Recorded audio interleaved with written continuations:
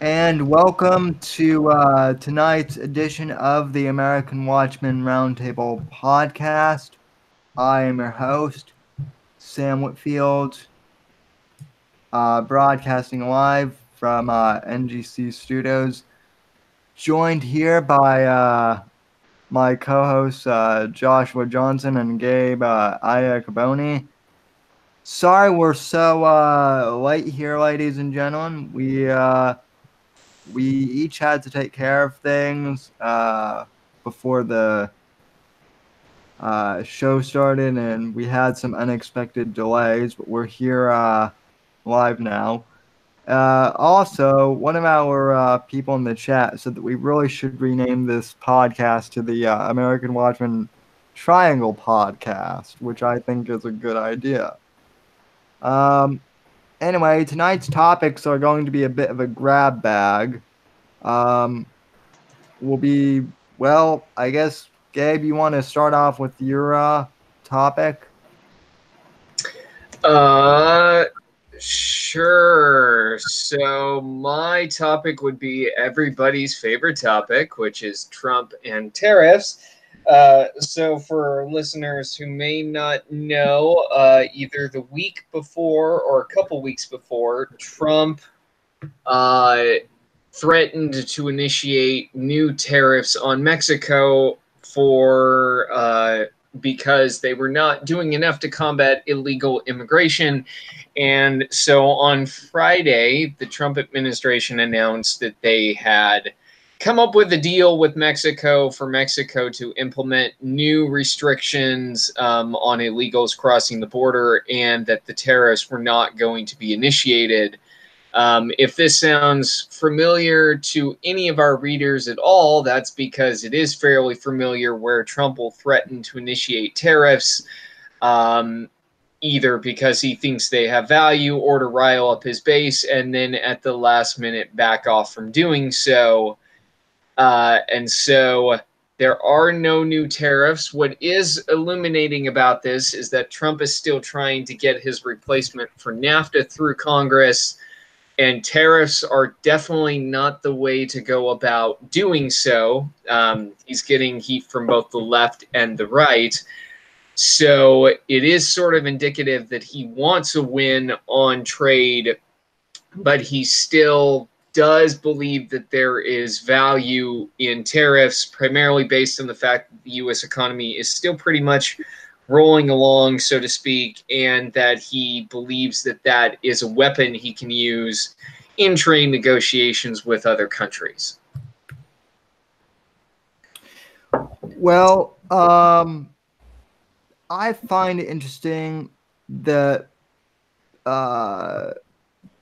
I mean, a lot of establishment conservatives were praising Trump for doing these tariffs, which almost kind of seems suspicious, because it seems like whenever the Ben Shapiro types start praising Trump for tariffs, that means that something is fishy with them. But I mean, I'm not really the tariffs guy here. That's kind of your section. So Josh, do you have any I guess what are your comments, and then I'll follow up. I have an alternative show name. Gabe and two guys who know nothing about trade policy discuss trade. It's not quite that bad. It's not quite that bad. But, no,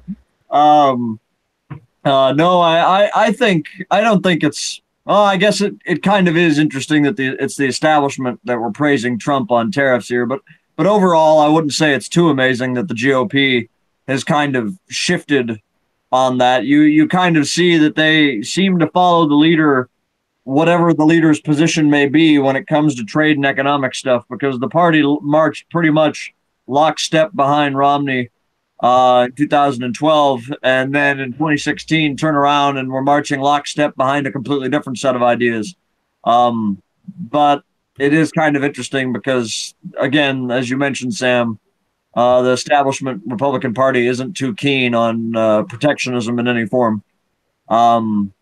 beyond that, I guess I have nothing too much to add to it.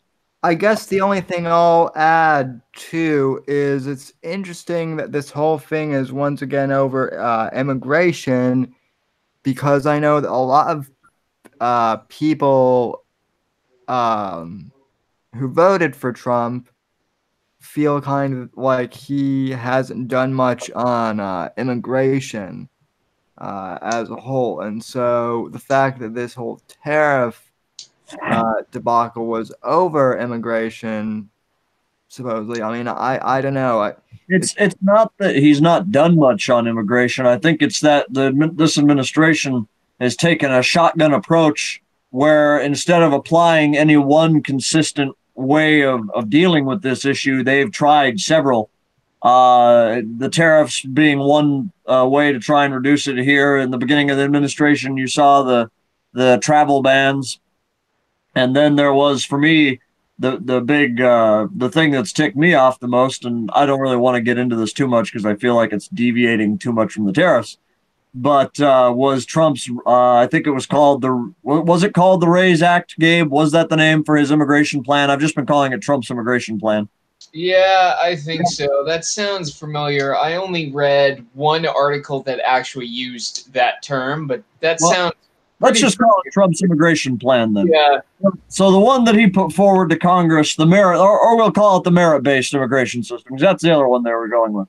I took issue with that, and I know a lot of other Trump supporters did, because again, in keeping with the shotgun approach, that one didn't seem to actually address the problem of immigration, of there being too many immigrants coming in through our system right now. It was the fact that it seemed to be a establishment Republican approach to immigration where poor immigrants were bad, but rich and educated immigrants were good. And to me, it didn't sell with me, because if you think we have social division and problems in our culture now with polarization between the elites and the haves and the have-nots and all that, if you think it's bad now, it would be a complete nightmare under that kind of immigration program, because then you would have an elite that aren't just separated from the rest of the country on the basis of class, but they're separated from the country on the basis of class and national origin. But again, that's a whole other tangent. But my main point here, really, that I was trying to respond to there, Sam, is that a lot of people, I think, it's not that Trump hasn't done much on immigration, it's that they've taken this kind of scatterbrained shotgun approach that's not really being consistent, and because of that, it's not really getting consistent results. Yeah, well, lately it seems like Trump's entire presidency has been a bit of a shotgun approach. And I mean, I don't want to dive into the whole. We got way off from tariffs.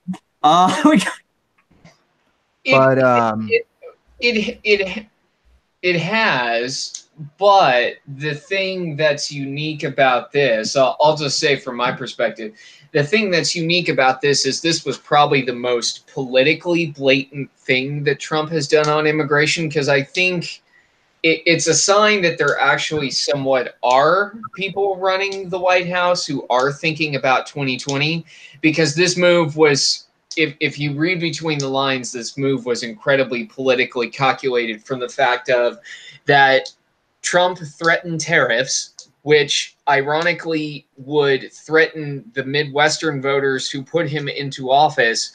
But then he did something completely that he has never done before, which is he combined it with immigration, as immigration being the reason why he needed to implement the tariffs, the exact issue that many Midwestern voters voted for him in 2016. So if you combine those two things together, it's indicative that there actually is some political calculations being done at the White House. I think what the first thought I had when Trump threatened to do this a week or two ago was he's going to do exactly what he just did, which is get Mexico to a negotiating table. They give one concession in a closed-door meeting, and he goes, "We've won. I'm not implementing the tariffs, but guess what? I've got now a win on immigration, and I haven't damaged any of the people who voted for me in the first place." So this is probably the most focused immigration victory or policy that the White House has come out with, but it's very much geared towards next year. And if they stick with that strategy, I think they'll have more success. Now, whether they will because Trump is Trump, that's the question mark. Well, I guess if we kind of want to segue real quick into the election, I hadn't really you know planned on talking about this initially, but it seems with Trump kind of shotgunning everything right now, I wanted to ask this a few weeks ago, but I didn't, and I feel like now is kind of a good time to at least start asking. Um,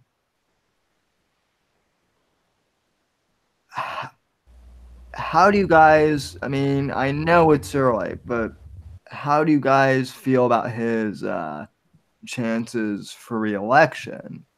I stand by my original prediction. Kamala Harris will win the Democratic nomination, and then the Democrats will throw away what could possibly be the easiest election to ever win by focusing in on the SJW nonsense that caused them to lose in the last time. You I know, I I hope that's what happened. I hope that's what happens. Yeah, until actually until Thursday, Josh, I would have disagreed with you, but actually, I hate to say it. Well, I don't hate to say it, but I think that we just moved closer to that scenario because Joe Biden just undermined the entire premise of his candidacy with his bat with his what's the word I'm searching for, with his basically backing out of supporting the Hyde Amendment, and now he opposes it. But that basically means there's nothing to differentiate his candidacy from a Kamala Harris or somebody else. So what would stop voters from now flocking to a more progressive alternative? So I think we're now moving closer to that step where, although this is Joe Biden we're talking about, he's run twice before and he has foot in the mouth disease. So I think that actually is more likely of a possibility now. another I don't think the foot in the mouth disease will hurt him so much anymore, no matter what happens to him. Because, and this is again, there's another tangent, so maybe I won't expand on it too much. But is it just me, or does anybody else seem to notice that candidates have become increasingly casual in the way they talk? Yeah, Yes. I've noticed that. I mean, For Trump, sure. Trump, when I remember when it was big news when Trump was like openly swearing on the campaign trail, and then the other day I saw blatant shilling incoming, ladies and gentlemen. I I do saw I do remember reading a bunch of articles about it in 2017 and last year, and most of them focused on Beto O'Rourke. But it is true that a lot of candidates now are more comfortable swearing or using slang that they have not been in the past, almost like they feel like that makes them more authentic to people, which it does, they because go we all with their first names too. swear at some level. They go with their first names too now. Have you noticed that? Yeah. Yeah. Kamala, Tulsi, Beto. Uh, I guess for Warren it doesn't really work. Nobody's gonna slap Elizabeth onto their bumper in their car. We can call her Liz. Yeah, yeah, that's People think of Liz Cheney. It just doesn't work. well, I will say though too, and people think it's because of Trump that politicians are being casual, and that might be part of it. But I mean, I think the largest, um, I think a big reason why you see a lot of politicians kind of becoming more casual isn't so much because of Trump. I would argue that it kind of started with Obama, and really 10 years ago when social media started becoming a big thing. Because, you know, if you think about it, like Obama was kind of the first president who didn't really wear a full blown, you know, suit jacket on the campaign trail or in the White House. Like you would often see him with like his sleeves rolled up. He would, he would go on like the Ellen show and like do, dancing. I mean, so Ben Shapiro is absolutely right when he more or less said that politics has just kind of debased into like yet another form of celebrity pop culture. And I Well, mean, I think it's a natural. I mean, I think it's natural for elites, and let's be honest, anybody in Congress is an elite, regardless of where they come from, sure, to sure. to try and come up with ways to make whatever you want to call them, the masses, the plebeians, feel like they're at some level on the same level as the elites or the politicians. I mean, that's not new for politicians. I mean, because think about it this way: when a congressman, like take John Tester in Montana, for example. John Tester goes to Washington and he dresses in a suit and a tie and he behaves a certain way and talks a certain way. When he goes to Montana, guess what he does? He puts on jeans and he gets in a tractor and he goes on his farm and he has a drawl, and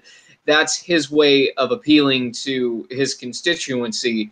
What's been more interesting in recent years, and I think you're right, Sam, that it did really catch fire with Obama, was that they are now more blatant about throwing it out there than they used to be. They used to almost seem to only use it when they were targeting a certain group or a certain constituency or only for a short period of time. Now they'll do it all the time on campaign stops. I mean, O'Rourke basically ran around Texas in jeans and a polo and talked up a storm about his history as a pot smoking poem writer. So it does. I mean, when you think about it, it's just an evolution of elites trying to distract the masses from what actually is going on by making the masses feel like the elites actually understand them, and at some level they're on the same playing field. Gabe, have you started reading the same blogs that I read? You're starting to sound like you moved to the left on some of this. No, just history. No, this actually does remind me though of a scene from I don't know if you guys watched the King's Speech. Oh yeah. But in the beginning of that movie, when King George V is still alive and he's giving like the Christmas radio speech or whatever, and he's talking, I think, to Edward VIII, and I forget what his brother. Ironically, I forget the main character's name. King George VI? No, it wasn't King George VI. It was Queen Elizabeth's dad. Yeah, I'm pretty sure that was. Let me grab my. Let me grab. Anyways, no matter what, the King George V is on the radio and he's talking to his sons, and he doesn't like having to give the radio speech, and he feels like it's beneath him, and he makes some comment along the line of "We're all actors now." And that's what this kind of reminds me of.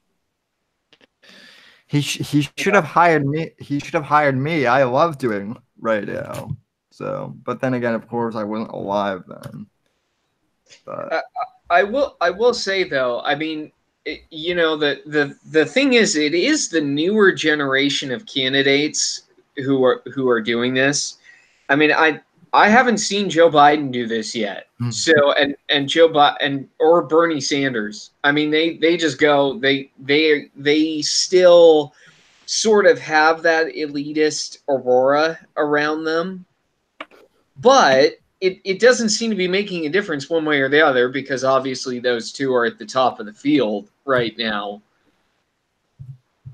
No, you can't say that, Gabe. The press doesn't like it when you acknowledge that Bernie Sanders was one of the top two.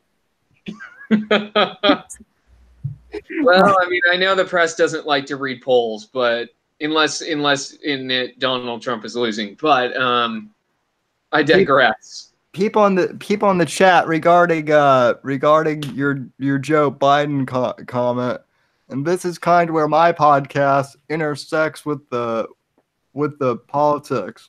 Someone that said that Joe Biden is the Owen Benjamin of politicians. I mean, Joe Biden kind of has his own,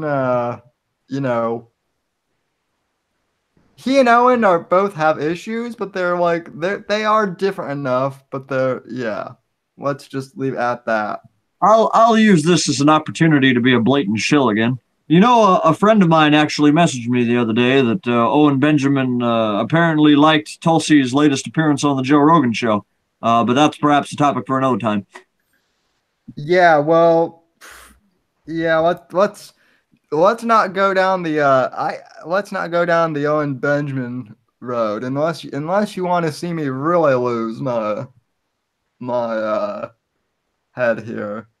I, But I, I will say though, I mean, it is.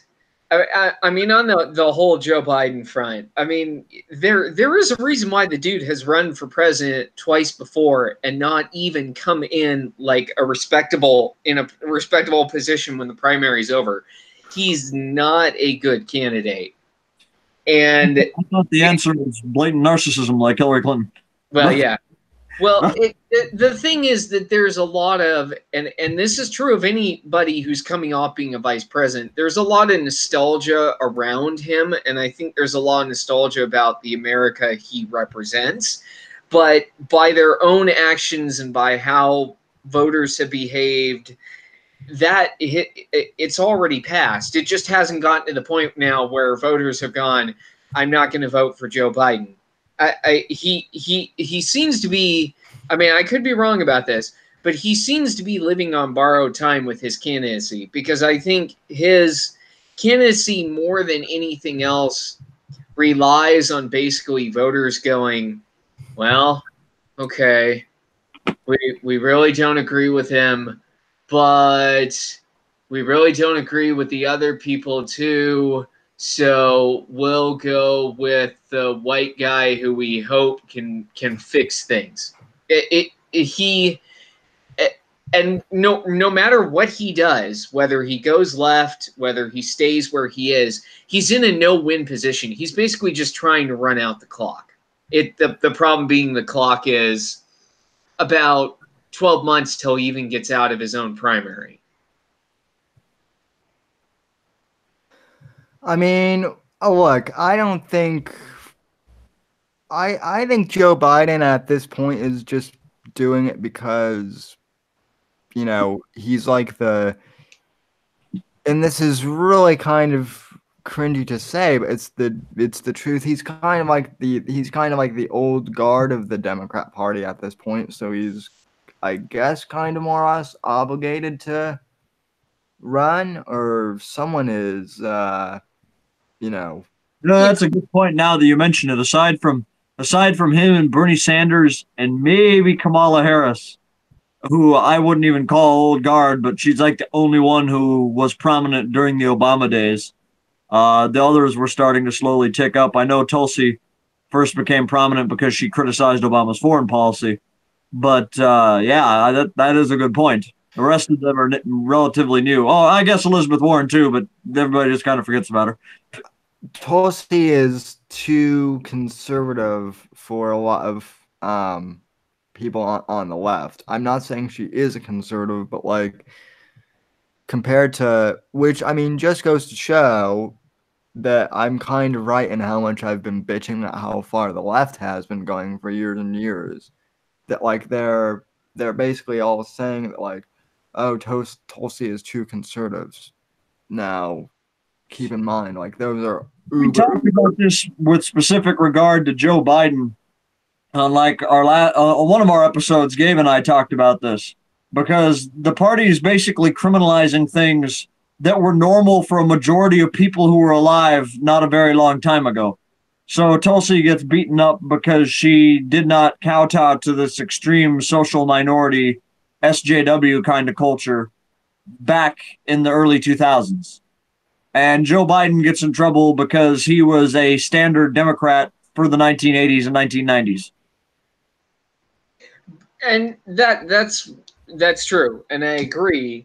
But see, that's where, ironically, if I were anybody in this field, I would not want to be Joe Biden for this specific reason that if Joe Biden stays where he is, like politically, policy-wise, he's not going to win a minimum of 40% of the party electorate. But if he moves left, he's gonna lose elements of his base who like him because of his policies from the 80s and the 90s and the 2000s, where he was the typical Democrat, or what you would call a moderate Democrat nowadays.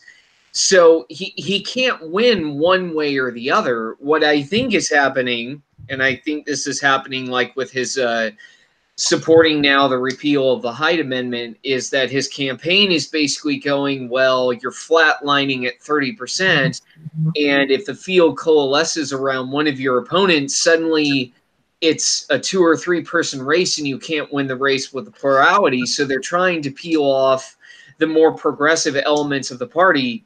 The problem with that argument is, though, that if the thing that makes you unique as a candidate, like for Tulsi, it's unique that she is more dovish on foreign policy than her party is, say, towards Russia or foreign entanglements. If you undermine that by suddenly turning left on a bunch of issues, you've undermined the appeal of your candidacy to a large number of voters that support you, and you basically have unofficially said, okay, guys, there's not much difference between you and me and the other people. And so if your brain is going vote for me, but your heart is going vote for the other people, well, I've just basically made your brain go, well, there's no difference between you and me, so now you go with your heart. And so Joe Biden has already started to actively undermine the entire premise of his candidacy, whether he realizes it or not. I mean, I'll give Tulsi props for at least not doing that yet. I do want to say, and this is maybe shifting, but it is still on topic, I feel like. And I think most of our listeners are probably people who follow Republican politics. So I'm going to go ahead and safely say that I don't think our listeners know what these are, because even I don't really fully get it. But let's talk about Hillary Clinton's favorite thing in the world, the superdelegates process within the Democratic Party. Gabe, can you explain to us what that is, and can Joe Biden comment on it at all? Real quick, can you guys hear me still? I can, yes. Okay, because my my audio just like switched from my mic to my computer speakers, so I'm gonna try and fix things on my end while Gabe is monologuing. So yes, Gabe. What are the superdelegates? My monologue.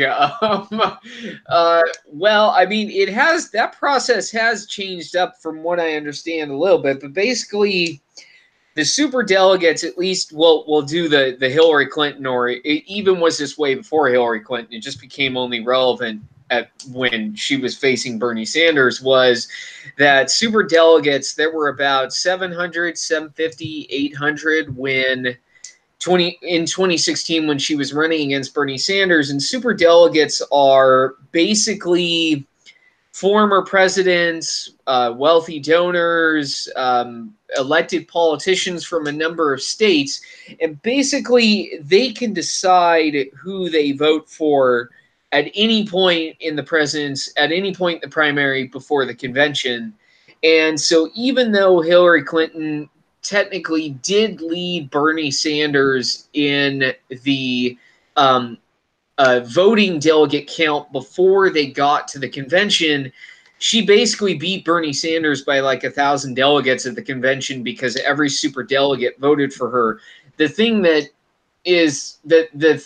makes the super delegate process unique versus to how most Democratic primaries are is that most states in the Democrat primaries, although they've gone more towards the Republican side of winner take all over the last couple of years because they don't want to see a rerun of 2016, it is that most Democratic states have proportional allocation of delegates. So for our listeners, a simplified version of this would be if Hillary Clinton won 51% of the vote in Iowa and Bernie Sanders won 49%, basically Clinton would get 15 delegates and Bernie would get 15 delegates. But all the super delegates that come from Iowa, they can go to Hillary Clinton. So on the one hand, you have a process that claims to be fully democratic because the delegates are evenly split or pretty closely split based on the vote.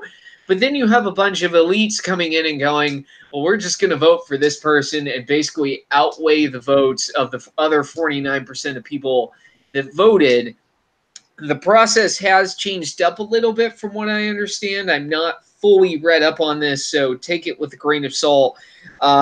Before this year in 2018, they did change up the convention rules where more super delegates are bound to the actual voting of their states. But there still are a bunch of super delegates out there who basically can swing a convention. So Joe Biden right now leads in the elected official count in terms of those who have endorsed him. So there is a very real risk for the party that if it does drag out late into 2020 and say you have a 2 or 3 person race up to the convention, that we could see the same thing that we saw in 2016 with Bernie and Hillary. And from it is ironic that the party that claims to be for the working class is ironically less democratic than the Republican Party in terms of how their elected officials or how their party standard bearer is actually selected. The Democrat Party has just gone full-blown social justice warrior, though. That's their biggest problem. I mean, I don't really see them as being really, the party of the working class. They're just all about that social justice and like extreme leftism now. It's really, I mean, a lot of my friends who are, here. Let's say that Gabe meant it talking from the Democrats' perspective, because according to them, don't you know, the working class is queer. That's what they didn't say that. The DSA put out a video, and it was absolutely ridiculous and insane because it was essentially an animation. And I'm not making this up. You can go ahead and Google it if you don't believe me. It was just a computer-generated, animated, naked horror. It was the naked man of a body. There was no, details or anything like that. It was like CGI, computer animated, naked man of a body with a pink horse's head on top, dancing around to some weird techno music with these quotes that were going by super quick on the screen, so Mike had to pause to read it. And they made no sense because they were just saying the working class is queer over and over again. And that the working class displayed queer tendencies, which makes no sense because why are there so many working class people then? If they were gay, they wouldn't be having kids. But yeah, it was just ridiculous. So if you're coming at it from the angle that the working class is supposedly queer, then yeah, I guess you could say the Democrats are the party for them. But if you're actually talking about people that have to work for a living, then no, not at all. Jeez,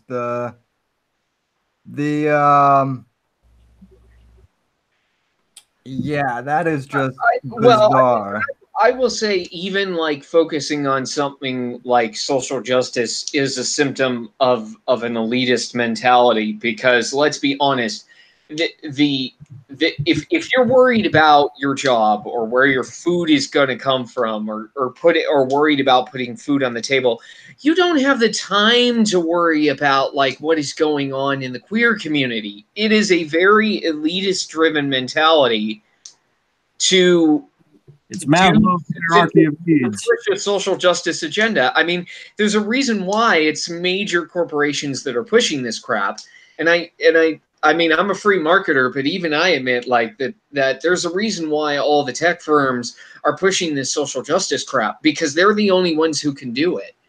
Because they're the only ones living in the luxury to be able to afford to do it.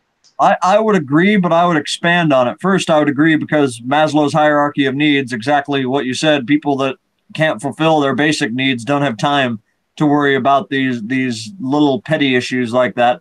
But I would expand on it further by saying that the whole reason you see corporations push it is because for them it's a win-win strategy, because it allows them to prevent any action from being taken against them. Because the left gets too preoccupied with the fact that these corporations are seemingly taking their side by pandering to gay rights, to actually do anything to combat the way these companies are treating their workers or screwing people over. And then you have the right, which may now be getting more of that working class vote, and we're starting to see a shift where there's more pushback against the free market kind of with Tucker Carlson and all that. But for most of the last 20 years, that's not been the case, and they're not interested in picking up that. They've not been interested in picking up that mantle for the working class. And so you basically have these corporations winning by getting both parties doing nothing to stop them, because the one party is more concerned about the fact that they are promoting the gay stuff, but they're not going to do anything about it because they're so dedicated to free market capitalism. And then you have the other party, which is so enthralled to the LGBT agenda that they don't care about anything else. And a company can get away with killing union leaders or whatever, so long as they have a rainbow slapped on their products. Good point. Yeah, it's just it's I mean, look, it's just bizarre. That's all I will say. I don't want to get, you say anything here on YouTube and you get popped just for saying the wrong thing or having the wrong opinion. Well, it's a sign of how it's a cultural versus a class based argument, which I mean, because class cuts along many different economic lines. Not, I mean, you can have the elitist versus the masses view of class, but class cuts along a lot of other things beyond just that simple dichotomy. Culture, I mean, culture doesn't really. Culture is basically just about appealing to how somebody grew up. And it's very much a cultural based argument, which is much easier to simplify than a class based argument, because everybody's economic situation is different, but the values that you grew up in culturally are pretty similar to a lot of other people's. So by appealing to somebody on culture, like with an LBGT agenda or pro-life versus pro-choice, just as another example, it is a much easier way to simplify and win an argument on something and on an issue. And corporations have used it very, very well. I mean, they've recognized this dynamic, I would argue, much better over the last 2 years than they ever have historically. Yeah, I mean, I will say in regards to what you were saying about culture and politics, I mean, I was just thinking back to Andrew Breitbart's quote, which is politics is downstream from culture. I really feel like we're seeing that more than ever. So, well, and that's, I will say, I mean, that is why it's funny to find all these Democratic candidates coming out with all these supposedly detailed, I don't have the time to read a 50-page detailed report on paid maternity leave, but all these candidates coming out with detailed policy proposals, when in reality, that's not what's going to get them anywhere. It's going to be their appeal to culture on specific issues. It's not going to be a 50-page white paper. So whereas I think if it was 2016 and it was Hillary Clinton or Bernie Sanders versus Donald Trump, I think that would be much more in vogue and have more of a relevance to now. But now it almost seems like they're late to the game. Hillary actually did do that. I remember during 2016. If you went to her campaign website, they had like these incredibly elaborate and detailed policy explanations for everything, and of course they were all fact checked. And then on Trump's website, you didn't really have anything but the link to go to the store. So that was, I mean, I guess the real takeaway is the voters don't read, do they? But, not really. That's. I mean, which I mean, I get, if you're probably Trump, that's probably good, because it means they're going to probably vote either on how the economy is doing, or if you're Trump, you don't want that because it means they're going to vote on whatever came out of your mouth 24 hours before. But it does. I mean, it's just it's a sign that policy papers are. I mean, every candidate will do it, but it doesn't it won't change the fact that more and more our politics is being culturally driven. Right. So moving on from election stuff, I mean, basically, I guess kind of the conclusion with the election stuff is, Well, I'll put it this way: we've discussed some pretty hard topics tonight, Sam, and I think it's time that we move on to some lighter information. I think it's time that we lighten things up by discussing World War II. Uh, yeah, yeah, That's easy listening, right? yeah, that is easy listening by today's standards.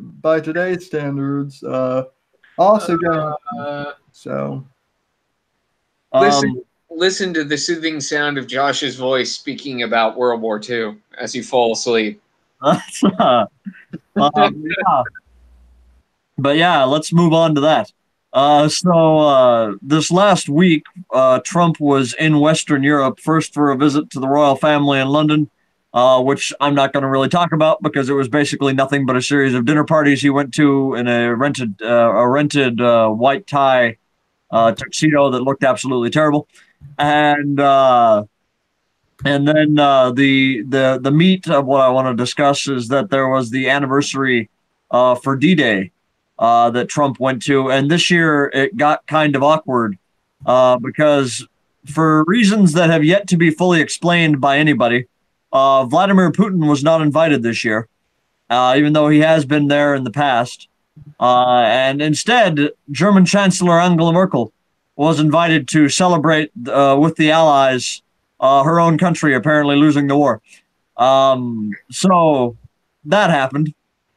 It was kind of interesting because the Russian Foreign Ministry came out with a campaign that they've been going on for the last 2 weeks called hashtag We Were Allies, and it's kind of just them hitting out at America and England for choosing to have the Germans there and not Putin. And then the some in the British press were outraged. I know Nigel Farage raised a stink over it. That the royal family had posted onto their Twitter a picture of Angela Merkel talking to the Queen and Theresa May, saying our countries fought for freedom for Europe, and people were like, "What do you mean? What do you mean our countries? The Germans weren't fighting for that." But yeah, it wasn't a too eventful week in foreign policy. So that's what I got on D-Day. Unless you guys got questions or something. I feel like every time Trump goes to the UK, like the week leading up to the UK summit, the media is always freaking out about, oh my God, Trump is coming. It's like, Satan himself is coming. Well, this was his first visit to the United Kingdom since he became president. So it was interesting because they had protest against him there. And opposition leader Jeremy Corbyn spoke at it, although he did request to have a meeting with Trump. Trump declined to have the meeting, and then Mike Pompeo put his foot in his mouth at the end of it, because apparently in a private conversation, he came out and said that the Trump administration will do whatever it needs to stop labor from winning an election. And again, Russia got to cry foul over it, saying, "Hang on. We post some Facebook ads and it's a threat to your democracy, but your foreign minister is going around saying that they're going to deliberately prevent the opposition party from winning an election, and that's just fine." But yeah, first visit to the UK for Trump. Okay, I thought for some reason Trump had been to the UK before. He's been to NATO summits in Western Europe with Theresa May before, but this was his first time actually going to England, and he was supposed to go there a while ago, but they postponed the visit because the Speaker of Parliament or whatever wanted to try and ban him from coming. I see. The most illuminating thing for me was just the media coverage of it, where actually it was by Trump standards a pretty tame visit to Europe and the UK. And basically, the thing they took away from it most was the fact that he laced into Nancy Pelosi. People, So- people in the chat are saying that Trump did go last year to the UK. So Did he, Gabe? I can't remember. I thought this was I can't remember, to be honest. yeah, I'm trusting the chat. Multiple people are saying it. So there may have been a visit. I might be misremembering it, but I only thought he went to a NATO summit in Western Europe. okay. At any rate, I guess so this stream has kind of been a grab bag of topics tonight. So I guess our final topic tonight will be something I discussed last night on the Whitfield Report, but because I had terrible audio last night because my computer messed up, people had a tough time hearing this segment. But as some of you may have heard, apparently YouTube is now cracking down on more hateful content because Steven Crowder insulted a Vox reporter. And now keep in mind, Steven Crowder is a comedian, and, comedians kind of roast public figures. But because this Vox guy got insulted, YouTube has now decided to start pulling, all hateful content. Now, first, on the surface, that may seem all well and dandy. The problem is YouTube, from what I seem to be finding, they're so vague in terms of their terminology that they're even starting to, take down like historical videos and whatnot, simply because they feature hate speech. And, they're even starting to take down channels like ours that just merely, we don't engage in any hate speech per se, but we just, talk about the issues of the day. So, and they're calling this the Vox ad apocalypse. So, This is the problem with YouTube. YouTube is, if you have followed YouTube for any significant period of time, and I have because I like to watch some gaming Let's Plays on there and some other non-political channels, there have been complaints by content creators on there for years and years now that for a corporation of its size, and it is owned by Google, I get that, but they're sort of like an umbrella organization. They have their own headquarters and their own staff and so forth. For a corporation of YouTube's size and influence, they are ridiculously understaffed. And it's not understaffed in the sense that there are open positions. It's that they've automated as much of what they can. And so a lot of YouTube is just algorithm driven and algorithm based. And even if you're a content creator, good luck trying to talk to an actual living person instead of just going through these prefabricated responses and survey things you can kind of do if you have problems or need help or whatever before your case ever even gets to the point of you being able to speak to an actual person that works at the company. Oh, yeah. So when they do stuff like this, it's algorithm based, and algorithms, for as much trust as our society puts in computers and thinking that they can figure all this out, the algorithms quite simply are not capable of being nuanced enough to understand and to differentiate between, like you said, genuine historical content like Dr. Peterson talked about today, the removal of archival Nazi footage or documentaries or whatever is removed as hate speech, even though it was being used by people for actual research and historical purposes and interest. Because the algorithm can't determine, all it sees is swastika bad, take it down.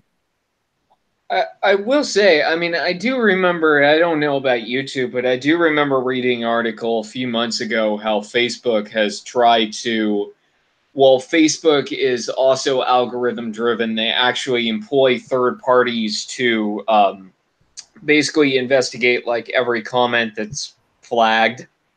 But it's not, I mean, there is a human element to that as well. But I think that the real question mark is people are still what's in the algorithm, because people still have to create an algorithm until a machine or until algorithms create algorithms. They're still created based on human actions and human assumptions. So if an algorithm, unless you live in the matrix or you believe in artificial intelligence, until an algorithm actually has the ability to decide for itself, mention of Nazis bad, somebody has to put in the algorithm mention of Nazis is bad. So there still is the human element to these algorithms that are designed to weed out speech which is deemed by whoever is creating the algorithm hate speech or whatever they call it. You've got me intrigued now, Gabe. So you're telling me you don't believe in artificial intelligence? I think you just misspoke. I thought that was funny. I think you misspoke. I just thought that was funny.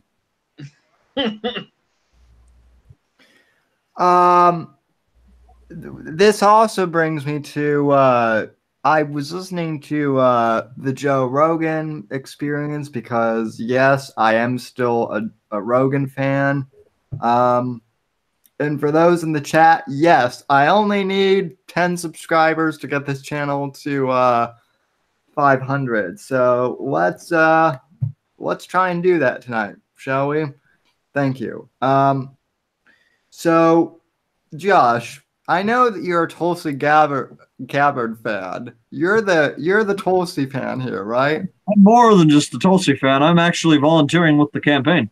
But yeah. So okay. So let me kind of, because we have a lot of people who haven't watched the American Watchmen podcast before, I guess, listened to it. So I'll let you guys speak for yourselves, but I guess I'm kind of the pop culture guy, and like I do election political commentary. I would say I'm conservatarian, like conservative/libertarian in my views. Gabe seems to, well, I don't want to put your words in your mouth, Gabe. Where are you on the spectrum? I would probably be considered a moderate conservative. But because it really, for me, does depend on the issue. Right. I mean, I am certainly not as, I mean, Josh and I have had many conversations. There's are issues where he is far more to the left on me, and there are some issues where he's actually further to the right than me. But I am not a libertarian by any stretch of the imagination, which is why I would not describe myself as a conservatarian. What Gabe actually means is he's a jackbooted Nazi and he just doesn't want to admit it. No, I'm joking. He's not. But, Hail, Gabe! Swastika tattoo. Oh, wait. Did I just say that out loud? No, it's joking. Hail, Gabe! King of the Yellow Labradors. So. White cream retriever. Yeah, well, we know that white and yellow labs are superior, which, by the way, people in the chat are saying that your dog is adorable. That is the unofficial age of. I was going to say, he's the unofficial mascot of both the Whitfield Report and the American Watchmen podcast. So if nothing else, they should subscribe just for that. Yes, subscribe, and every Sunday you will. I do admit I need to update that photo, though. That photo is old. Oh, dear Lord. Now people in the chat are saying, now we need to Photoshop that dog's head onto Or's body. So, your dog is going to become a meme. So, or my dog. So, or yeah, I don't know.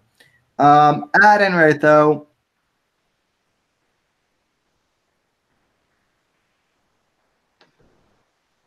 Still there? Hello? I can hear you, Gabe. Are you still there, Sam?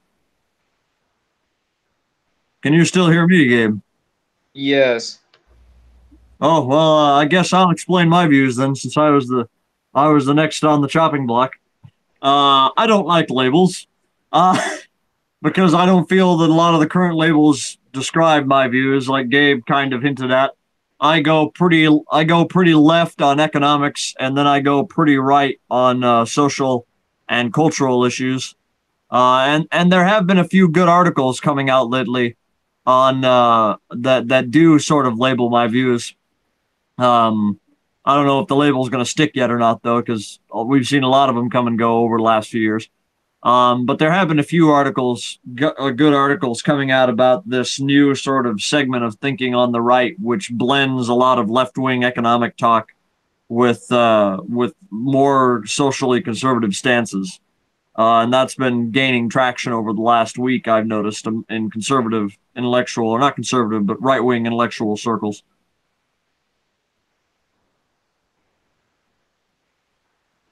Interesting. I will say there is. I mean, I think it's good among the conservative movement in particular that they have these discussions, because I think the conservative mentality of just all free markets are good is not going to fly anymore. It'll be finding where that line is in terms of what the party can live with. Um, that can only be had by having these discussions, I, as opposed to just operating in a vacuum. I think part of it is, and we saw it in the midterms, is just, and we talked about it at the time too. I think is just the demographics of it all.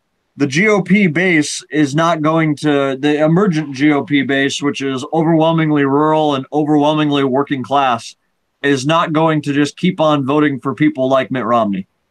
It's just not going to happen.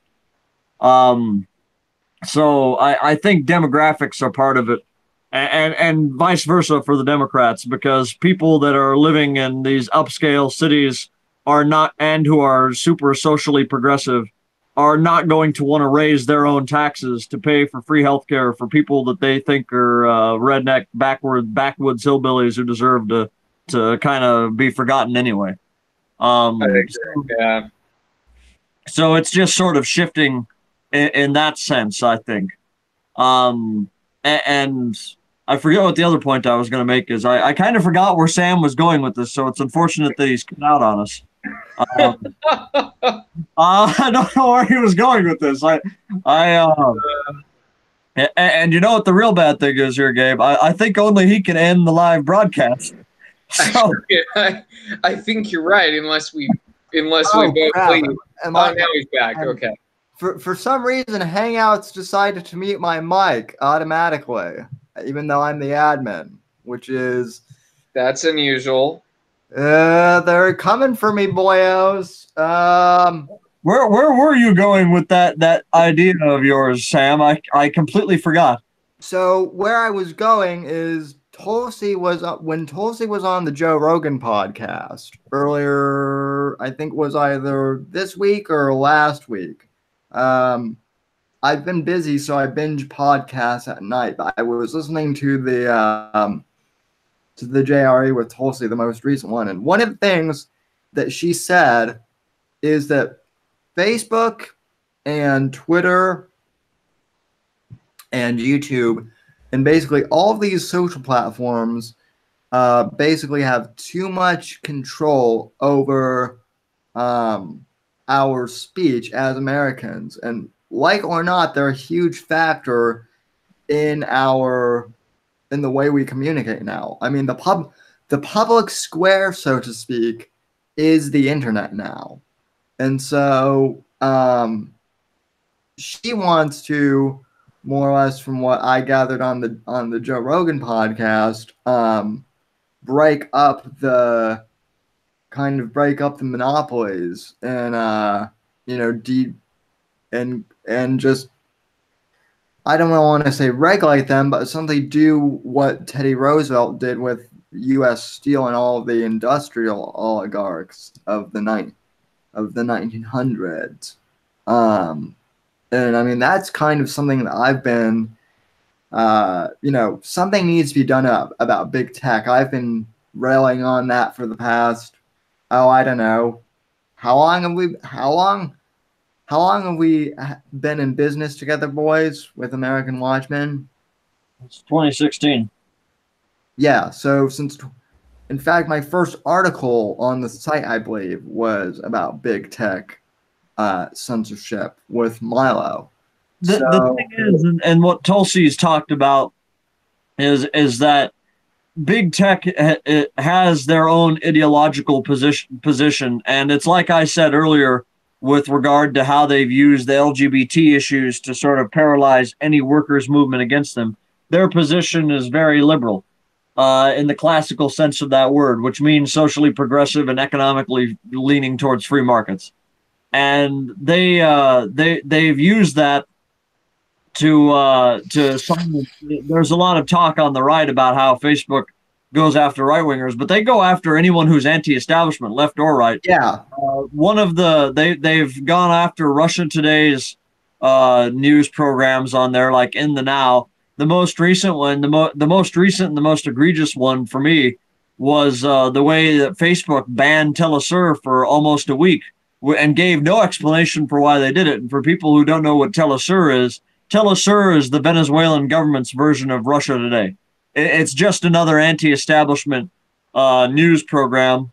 Although instead of coming from where RT is sort of like me, left on economics and right on social issues, Telesur is just sort of the Hugo Chavez style of Hugo Chavez is RT. Let's put it that way, or Nicolas Maduro. And they're anti-establishment left, and they got taken down for almost a month with no explanation whatsoever until a public outcry finally forced Facebook to put them back up on there. Well, and so I guess that's kind of my point of with the whole Vox ad apocalypse, and that's what a lot of content creators are concerned about. Is it's not so much that they're just banning right wingers; they're just now they can theoretically ban whoever they want, or the algorithm can, and Google can get away with it because these groups, whether they be left or right, fall under our provisions of hate speech, which are very vague and whatnot. So that's the creator's big fear with YouTube, and of course with Facebook and whatnot. I mean, I do want to point out for our listeners, there are more ways of dealing with this than just trust busting. Over the last few years, people have thrown up. Steve Bannon suggested that we should regulate social media as a public utility and treat it as a public utility, where your constitutional rights apply on it. And there are people like Tulsi who have said that there's some trust busting that needs to be done, or the Trump administration, which is currently investigating it and has indicated they'd like the Pentagon to step in, which I have problems with because I think it's part of a sort of emerging tech war that we're seeing that I think could have profound consequences for all of us. But that's a whole other topic for another time. And then in the UK, there's Jeremy Corbyn, who's come out and said that the government needs to either nationalize these big tech firms and sort of do the same as what Bannon suggested with the utility thing, where your rights as a citizen apply on these platforms, or if not do that, come up with a public alternative, which was what Corbyn seemed to actually prefer. So there are a lot of different ideas floating around out there right now for how we deal with this problem going forward. So, I mean, I'm all for I'm the trust busting guy for this problem.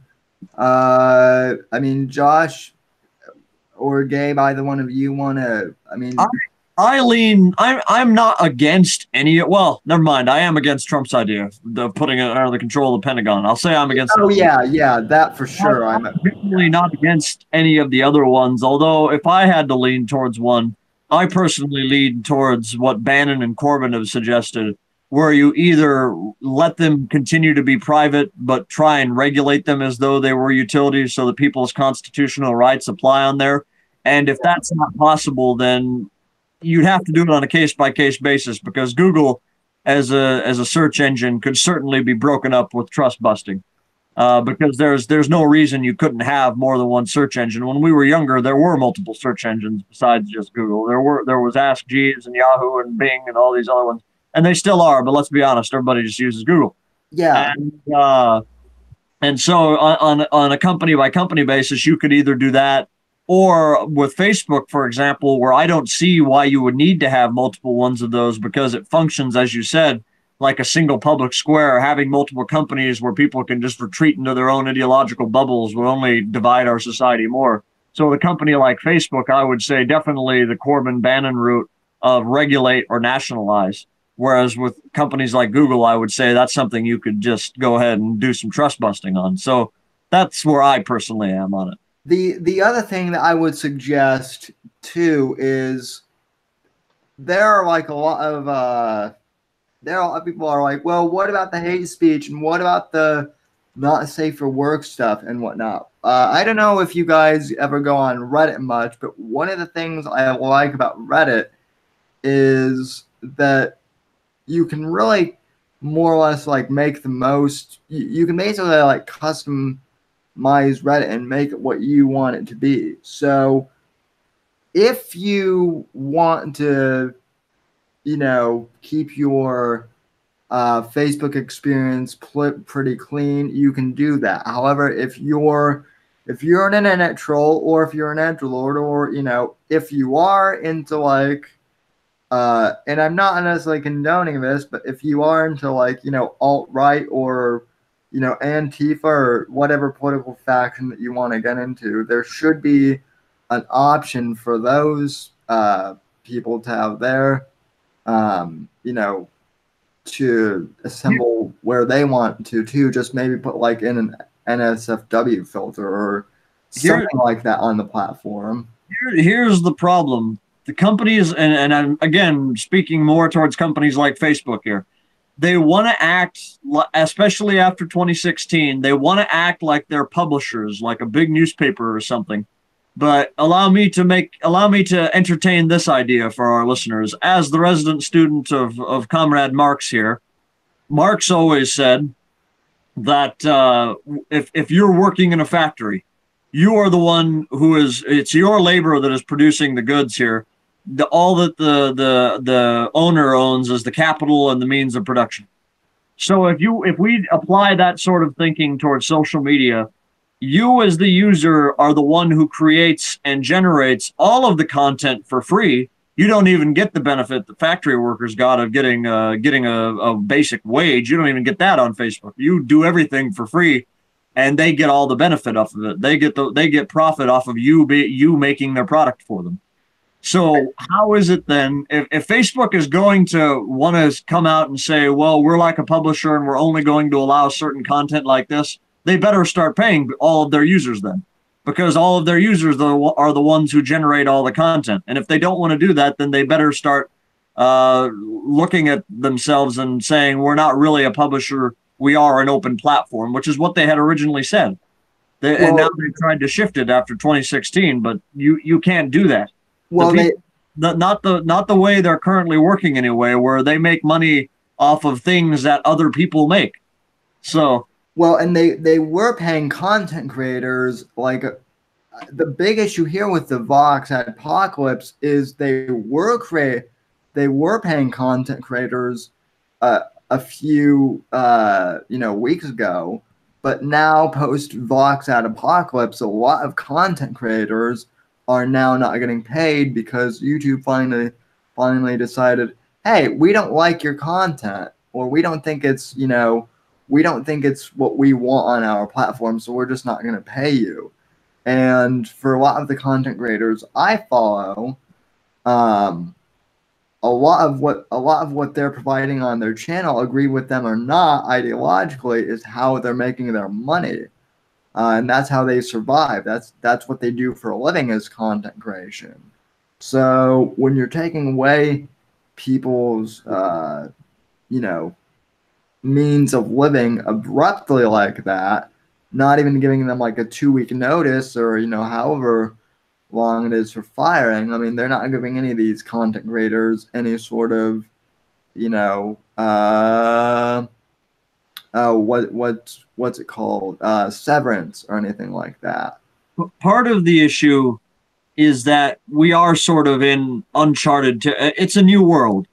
In the same way that the Industrial Revolution created all of these new factories and this new means of production, and our philosophers and thinkers had to sort of wrap their heads around how to best deal with that. We have the same kind of thing here, I think, where these social media companies are sort of new, and the way they're impacting the way we all live is pretty profound. But nobody's really thought of how do you make that fit in with the existing society, or how do you make it where that's working for the best interest of everybody instead of for just a select few people. And I think that's part of why we're all having these conversations. They're good discussions to have, gentlemen. So, you got anything to add there, Gabe? No, I don't. I think it is interesting that where it is interesting where now that only a certain few corporations have basically the untapped ability or ability to basically control the flow of information to the vast majority of people, which is where those discussions about should they be regulated, how they should be regulated come into play, because these are the kinds of discussions that were had before electric companies were made as public utilities. So, I mean, it'll be interesting to see where it goes. But I mean, I think whether it's trust busting or something else, I don't think I don't think the internet and search engines or Google's or the Googles of the world, or let's just be honest, Silicon Valley is going to be able to get away with what they have been able to get away with so far, which is basically no regulatory, basically no regulation at all in the system, or very minimal at the best. Agreed. Any final thoughts, gentlemen? Just on any topic in general? Anything that you guys want to promote before we go? I'm gonna go ahead and pass on it. I don't have anything. Okay. Gabe? I did write an article on Joe Biden and his now reversal. That's the word I'm searching for. Reversal on the Hyde Amendment. So I encourage all our readers to check that out on American Watchmen. Yeah, we should always shill our own site. Please go to AmericanWatchmen.org, where you'll mainly find articles. I mean, it's basically GabeIacaboni.com at this point. He's the one who basically writes all this, and then I do the podcast stuff, and so does Josh. Although I will at least be cross-posting with some of my stuff.